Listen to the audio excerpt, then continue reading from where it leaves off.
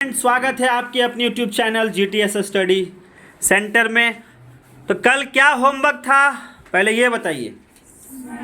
Science में homework था, English homework था, वोकैबुलरी था, फ्रेजल वर्ब था और ज्योग्राफी था। यस या नो? तो पहले चलिए हाथ खड़ा कर लीजिए कि कितने लोग याद किए हैं। याद करने वाले हाथ खड़ा कर ले, और जो नहीं याद किए हैं भैया हाथ मत खड़ा कीजिएगा, एक बार जूम कर देते हैं। चलिए भाई, तो चलिए बिना लेट के हम लोग स्टार्ट करते हैं आज का हम लोगों का। देखो एक तरह से ये क्या है, अभी आपका क्लास हुआ ना, सुबह 7 बजे से क्लास चला, अभी 12 बज रहा है। अब 12 बजे आपको पूछा जा रहा है, मतलब आपको सब्जेक्ट भी दिया जा रहा है। साइंस चला, अभी साइंस हुआ, बोलिए। ए टोपी, साइंस हुआ। अभी अब हम लोग ऑब्जेक्टिव पूछेंगे। तो एक तैयारी के लिए क्या चाहिए, यही सब चाहिए ना। थ्योरी सेक्शन हो जाए, ऑब्जेक्टिव हो जाए, जो होमवर्क मिले उस ऑब्जेक्टिव पे हम लोग डिस्कशन कर ले। क्या विशाल बाबू, यही ना तैयारी, यही ना होगा। तो चलिए स्टार्ट करते हैं। कल जो हम लोग को होमवर्क था, पहले किससे पूछे, इंग्लिश या बायोलॉजी या फिर ज्योग्राफी? तो बायोलॉजी पूछते हैं, उसके बाद चलेंगे आगे, है ना। पहला प्रश्न, संयोजी उत्तक कितने प्रकार के होते हैं? 4 प्रकार के। कौन कौन?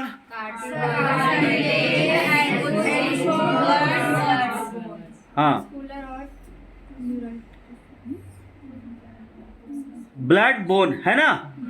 चलिए आप हमको बताइए,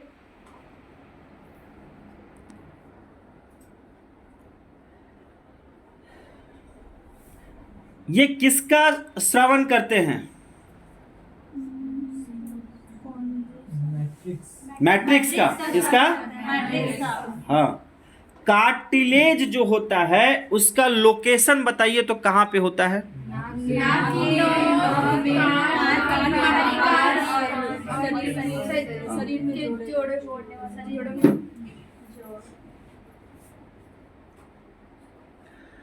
आप नाम सुने होंगे ऑस्टियोथायराइटिस, सुने? इसका कार्य क्या है? एक मिनट रुक जाइए, आप बोलिए तो बच्चा बोलो। इसके कम होने से जोड़ों में दर्द होने लगता है। इसके कमी होने से क्या होता है बताइए? और ये सबसे आम कारण है ना। क्या कार्टिलेज ब्लड वेसल कंटेन करता है? यस या नो?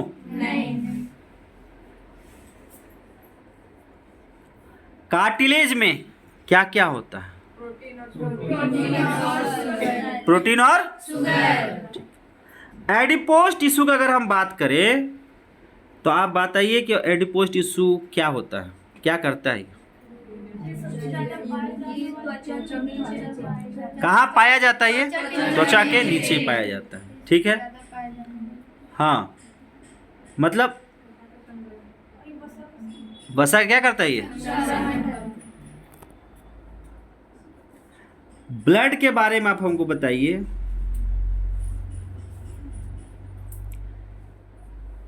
कि यह कैसा ऊतक है? ये किसका किसका बना होता है? अरे अरे आराम से क्या जी का? और यह किसका किसका परिवहन करता है? है ना। परिवहन का मतलब क्या हुआ? परिवहन का मतलब तो किसको? ऑक्सीजन को, कार्बन डाइऑक्साइड, ग्लूकोज को। हड्डी के बारे में बताइएगा, कैसा ऊतक है ये? कैसा ऊतक है? हड्डी में लचीलापन होता है? नहीं होता है जी, नहीं। करता क्या है ये? करता क्या है? सुरक्षा प्रदान, कोमल को और अंगों को क्या करता है ये? सुरक्षा प्रदान करता है। इसमें क्या क्या पाया जाता है हड्डी में? कैल्शियम, और कुछ? प्रोटीन, यस या नो? पाए जाते हैं इसमें। कैल्शियम, कोलेजन, प्रोटीन पाए जाते हैं। अगला चीज बताइएगा। Blood is produce in the, किसमें? लाल अस्थि मज्जा। कनेक्टिव टिश्यू कितने प्रकार के होते हैं? 2 प्रकार के। कौन कौन? हाँ, क्या क्या? लूज और डेंस। हाँ, मतलब कि एक लूज होता है, एक डेंस होता है। लूज के अंतर्गत कौन आता है? एरियुलर। और डेंस के अंतर्गत कौन आता है? लिगामेंट और टेंडन। ठीक है, आप हमको बताइए एरुलर कनेक्टिव टिश्यू ये आपके अंग में कहाँ पाए जाते हैं? ये लीवर, प्लीहा, चमड़ी के नीचे इत्यादि में पाए जाते हैं। अगला प्रश्न है, हिस्टामिन का संबंध किससे है? एलर्जी से। लिगामेंट क्या करता है? एक बोन को दूसरे बोन से, लिगामेंट क्या करता है? एक बोन को दूसरे बोन से जोड़ता है, यही ना? नेक्स्ट, टेंडन, जिसको हम लोग कंडरा के नाम से भी जानते हैं ना? अरे जिसको हम लोग कंडरा के नाम से भी जानते हैं, बताइए इसका काम क्या? ये बोन को मसल से जोड़ता है। मतलब मसल्स से बोन को जो कनेक्ट कर रहा है उससे हम लोग क्या कहते हैं? टेंडॉन्स या फिर कंडरा। यस या नो? मस्कुलर टिश्यू के बारे में बताइए, ये कितने प्रकार के होते हैं? 3 प्रकार के। कौन कौन? कंकाल, कंकाल जिसको स्केलेटल कहते हैं, चिकनी यानी कि स्मूथ, और एक हृदय होता है। तो बताइए मस्कुलर टिश्यू क्या हमेशा हड्डियों से जुड़ी होती है? हाँ? मस्कुलर टिश्यू क्या शरीर की गति में सहायक है? मस्कुलर टिश्यू क्या ये ऐच्छिक कार्य करती है कि नहीं? ऐच्छिक मतलब क्या हुआ? अच्छा, मस्कुलर टिश्यू का जब हम चर्चा कर रहे हैं तो उसमें हम लोग क्या देखें कि मस्कुलर टिश्यू 3 प्रकार से है ना? मस्कुलर टिश्यू को हम लोग 3 प्रकार से देखते हैं। पहला क्या? स्केलेटन। तो स्केलेटन के बारे में जो हम लोग पढ़ रहे हैं उससे पूछा गया था आपका ये प्रश्न, क्या कि ये क्या हड्डी से जुड़ी हुई रहती है? तो आपने कहा हाँ। फिर पूछा गया क्या ये शरीर के गति में सहायक करती है? तो आपने कहा हाँ। क्या ये ऐच्छिक होती है? तो आपने कहा हाँ। समझ में आया? अगला जो है, आप हमको बताइए स्मूथ के बारे में, ये किस आकार का होता है? ये आंख का आकार का होता है। ये कहाँ पाया जाता है? तो ये भोजनली में, अमाशय में, छोटी आंत में व बड़ी आंत में पाया जाता है। आप हमको बताइए हृदय के अंदर मस्कुलर टिश्यू है, पेशी ऊतक है? तो बताइए हृदय में अगर हम बात करें, जिस तरह हड्डी के साथ में है ना जुड़ा हुआ, हृदय के साथ भी जुड़ा हुआ है।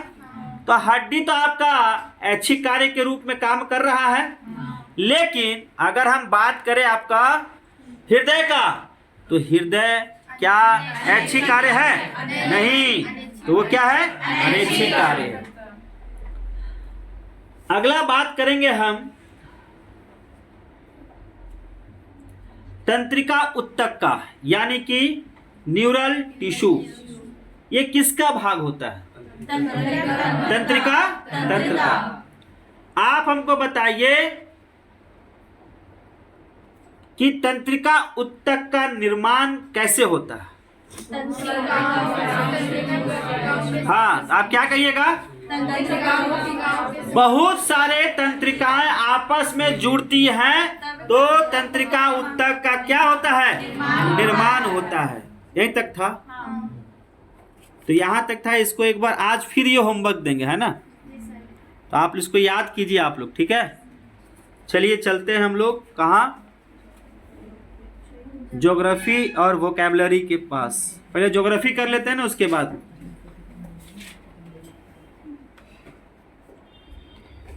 चल रेडी? चलिए,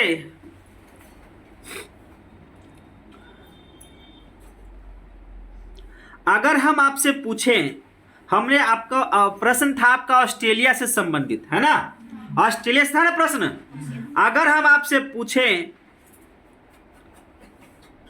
कि उष्णकटिबंधीय घास के मैदान कहाँ पाए जाते हैं, तो उत्तर क्या आएगा? कर्क रेखा। अब देखिए, इसको थोड़ा सा हम लोग एक्सप्लेन करते हैं। तो आप देखे हैं कि बीच में होता है विषुवत रेखा, होता है ना? अरे होता है विषुवत रेखा, जिसका 0 डिग्री मान होता है। यस या नो? विषुवत रेखा का उत्तर में पहला जो रेखा होगा वो होता है कर्क रेखा, जो 23.5 डिग्री होता है। यस या नो? अगर और उसके ऊपर चले जाइए तो वो क्या होता है? आर्टिक वृत्त होता है, जो कि 66.5 डिग्री होता है। ये उत्तर की बात हो रहा है। लेकिन अगर हम विषुवत रेखा के दक्षिण की बात करते हैं तो 23.5 डिग्री मकर रेखा और 66.5 डिग्री अटलांटिक वृत्त। क्लियर है? अगर कोई आपसे पूछे कि उष्णकटिबंधीय घास का मैदान कहाँ पाया जाता है, तो आपका उत्तर होगा मकर रेखा, भूमध्य रेखा और कर्क रेखा के बीच में। समझ गए बात? लेकिन अगर आपसे हम पूछे कि शीतोष्ण कटिबंधीय घास के मैदान कहाँ पाए जाते हैं, तो क्या बोलिएगा? कर्क रेखा के ऊपर और मकर रेखा के नीचे। अब ऑस्ट्रेलिया में अगर हम बात करें, किसका? ऑस्ट्रेलिया में बात करें शीतोष्ण कटिबंधीय घास के मैदान का, तो ऑस्ट्रेलिया को आप थोड़ा सा फील कीजिए उसके मैप को। और अभी जो चर्चा किए हैं कि मकर रेखा के नीचे, मकर रेखा के नीचे, इसका मतलब ये हुआ कि विषुवत रेखा है ना, विषुवत रेखा फील कर रहे हो? विषुवत रेखा के नीचे ना मकर रेखा है, हाँ? अब उसके नीचे जो जगह है वहां पे कहते हैं शीतोष्ण घास का मैदान, जिसको हम लोग किस नाम से जानते हैं? डाउन्स। जिसको हम लोग किस नाम जानते हैं? डाउन्स। क्लियर है? अब हमको बताइए, सर्वाधिक भेड़ों की संख्या कहाँ पाई जाती है? बताइए, क्या नाम है? क्या नाम है? मेरिनो। ठीक है। जहां पे भेड़ पाला जाता है उसे किस नाम से जानते हैं? बताइए, भेड़ पालन सबसे ज्यादा किस स्टेशन में होता है? कौन सा? ऑस्ट्रेलिया को एक डॉक्टर के नाम से भी जानते हैं, डॉक्टर की भूमि कहा जाता है। बताइए कौन सा डॉक्टर की भूमि? बात समझे? उसके बाद बात करेंगे, ऑस्ट्रेलिया में एक बैरियर रीफ है, है बैरियर रीफ। तो बताइए बैरियर रीफ किधर है ऑस्ट्रेलिया के? पूरब में, पश्चिम में, उत्तर में, दक्षिण में? पूर्वी साइड में है ना। एक कूप है ऑस्ट्रेलिया में, क्या नाम से है? हाँ, उत्सुक कूप। ठीक है। बॉक्साइट का सबसे ज्यादा उत्पादन कहाँ होता है? चीन में। कहाँ होता है? चीन में। बॉक्साइट का सबसे ज्यादा भंडारण कहाँ होता है? यूरेनियम का सबसे ज्यादा उत्पादन कहाँ होता है? यूरेनियम का सबसे ज्यादा भंडारण कहाँ होता है? तो इससे हम लोग क्या समझे कि भंडारण में यूरेनियम में ऑस्ट्रेलिया सबसे ज्यादा, भंडारण में बॉक्साइट ऑस्ट्रेलिया सबसे ज्यादा। यस या नो? उसके बाद हम लोग चर्चा करेंगे कि बताइए ऑस्ट्रेलिया में सबसे ज्यादा सीसा, जस्ता तथा चांदी कहाँ पाया जाता है? बीकानेर, हाँ, ब्रेकन हिल्स में। Very good. क्या नाम है बाबू? अरे क्या नाम है? महतो जी है? चलो ठीक है, ब्रेकन हिल्स में पाया जाता है। यस या नो? Very good. उसके बाद हीरे की खान बता दो ऑस्ट्रेलिया में। हाँ? अरे हीरा पूछे हम, स्वर्ण का खान नहीं पूछे। स्वर्ण का खान कहते हैं क्या? काल मुरली तथा, हाँ नहीं, काल मुरली तथा कुलगारली, यहाँ सोने की खान है। लेकिन अगर हीरे की खान बात करें, वह है क्या है? आर्गिले, जिसे हम लोग एक और नाम से जानते हैं, गुलाबी हीरा, क्योंकि यहाँ पे गुलाबी हीरा बहुत ज्यादा पाया जाता है। ठीक है। लो ऐसक और कोयला पाया जाता है, बताओ ऑस्ट्रेलिया में कहाँ? पिलबरा में। फिर बताओ पेट्रोलियम पाया जाता है ऑस्ट्रेलिया में कहाँ? ऑस्ट्रेलिया के मूल निवासियों को क्या कहा जाता है? क्या कहते हैं? एबोरिजिनल। और राष्ट्र प्रतीक के रूप में क्या जानते हैं? क्या जानते हैं? न्यूजीलैंड भी था। न्यूजीलैंड के बारे में चलिए चर्चा करते हैं। अब न्यूजीलैंड को हम लोग ब्रिटेन का क्या कहते हैं? पूर्व का ब्रिटेन। न्यूजीलैंड को हम लोग एक और नाम से जानते हैं, जिसे कहते हैं पूर्व का ब्रिटेन। बात समझे? अगर आप मैप देखे होंगे तो मैप में देखिए, यहाँ ऑस्ट्रेलिया है ऐसे, है ना, और उसका जस्ट ऐसे क्या नाम है, पूरब और उत्तर में स्थित है, ऐसे लंबा पट्टी है, एकदम आइलैंड है। तो वहां पे वो क्या है? न्यूजीलैंड। तो न्यूजीलैंड का खोज किसने किया? कैप्टन कुक ने। कब किया? ठीक है। न्यूजीलैंड के दक्षिणी द्वीप का खोज किसने किया? तस्मान ने। कब किया? 1640 में। न्यूजीलैंड के मूल निवासी को क्या कहते हैं? माओरी। क्या कहते हैं? माओरी। न्यूजीलैंड का राष्ट्र प्रतीक क्या है? न्यूजीलैंड की राजधानी कहाँ है? अच्छा, आप लोग एक चीज बताइए, ऑस्ट्रेलिया का राजधानी बताइए तो। और न्यूजीलैंड का? वेलिंगटन है, यही ना? जरा बताइए, आपको अगर आपसे कोई प्रश्न पूछ दे कि विश्व की सबसे दक्षिणतम राजधानी बताइए कौन सा है? कहाँ पे है ये? न्यूजीलैंड में। अगर कोई आपसे पूछे कि न्यूजीलैंड का सर्वाधिक जनसंख्या वाला नगर बताइए। ऑकलैंड। Very good. क्या है? ऑकलैंड। और न्यूजीलैंड की सबसे लंबी नदी? बेकाटो नदी। कौन नदी? बेकाटो नदी। अच्छा, न्यूजीलैंड के जनजाति कौन सा? माओरी। कौन सा? माओरी। और ये बताइए, न्यूजीलैंड का पवित्र नदी किसे माना जाता है? बांधानुई नदी को। बांधानुई नदी को। यस या नो? न्यूजीलैंड के संसद के द्वारा कहा जाता है कि बांधानुई नदी को जीवित संस्था घोषित किया गया है। क्या? जीवित संस्था। जैसे हम लोग का है ना गंगा नदी, पवित्र नदी, उसी तरह न्यूजीलैंड का भी पवित्र नदी, जिसको कहते हैं क्या? बांधानुई नदी। उसके बाद यहाँ पे भी मेरिनो भेड़ का प्रयोग किया जाता है मांस और ऊन के लिए। ठीक है ना? न्यूजीलैंड के सबसे ऊंची चोटी का नाम बताओ। Very good. कुक। कौन? Mount cook. Mount cook. Cook वही कैप्टन कुक जो खोजा था ना 1700, न्यूजीलैंड को 1769 में खोजा था कैप्टन कुक। उसी के नाम पे वो पर्वत है, इसको कहते हैं क्या हम लोग? Mountain cook. न्यूजीलैंड के उत्तरी द्वीप और दक्षिणी द्वीप के बीच बताइए कौन सा जल संधि है? समझ गए? एक और नाम याद रखो, कैप्टन कुक, उसी से सब कहानी है। कैप्टन को खोजा, और जल संधि भी उसी के नाम से, और पर्वत भी उसी के नाम से। जनजाति माओरी, जनजाति माओरी। ऑस्ट्रेलिया में भी भेड़ पाया जाता है और न्यूजीलैंड में भी भेड़ पाया जाता है। बात समझ रहे हो?